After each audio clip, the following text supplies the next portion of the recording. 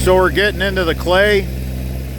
There was topsoil on top that I'm sure the homeowner put back here at some point, maybe to try to raise some of the elevations.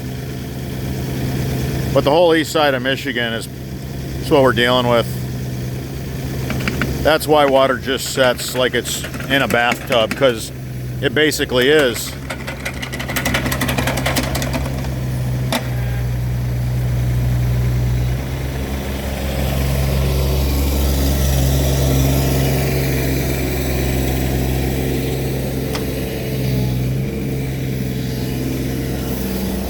All right, so dry wells don't work in clay because of what we just talked about there. How this will just be a bathtub. You could fill it full of water.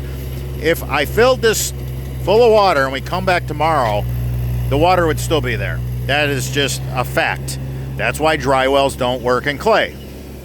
You have to have some really good percolating soil to do a dry well. We are going to build this, however, like a dry well. We're going to have a big, giant chambered sump pump system.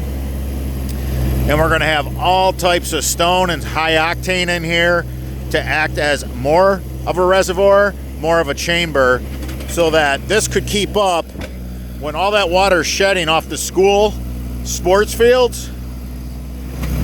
I want to make sure this half-horse Liberty has a fighting chance. It's a good, strong pump. I know what its capabilities are. And this reservoir is going to hold hundreds of gallons when we get done.